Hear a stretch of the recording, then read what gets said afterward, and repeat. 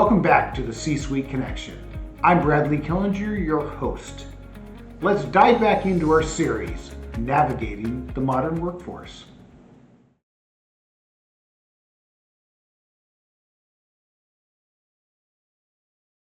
Today is our third installment as we continue on around how to navigate the modern workforce. Today we're going to talk a little bit about, how do you leverage workforce analytics to get better balance between your gut instinct versus just using pure data in your decision making.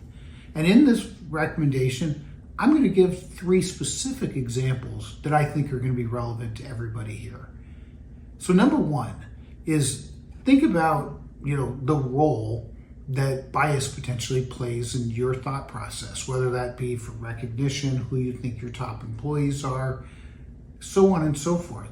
What we see frequently across our organizations is that plays such a heavy role.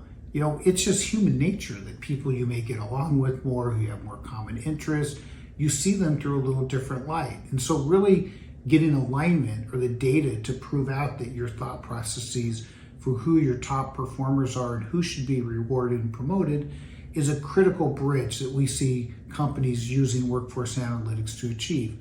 I would say secondly is we see a lot on the contingent labor side where, you might have been paying somebody, a contractor, to deliver, let's say deliver your report every Wednesday. And let's say that 5 years ago, you assigned that should take somebody 20 hours a week in order to deliver that report. Well, let's say they deliver it week after week and you're happy with the report. The work is very good.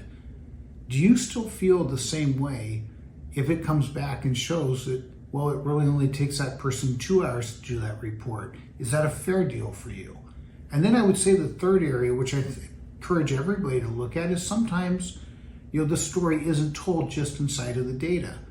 So, you're managing a team and let's say that the data shows that a person's work productivity is slipping.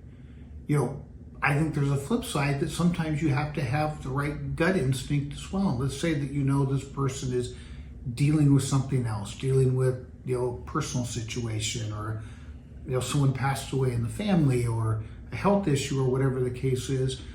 I think that's a case where sometimes gut instinct needs to override the data that you're seeing before you make too many decisions. So, I think it cuts both ways, but the bigger message is, I think, organizations owe it to themselves to both trust their gut, but also validate that with data.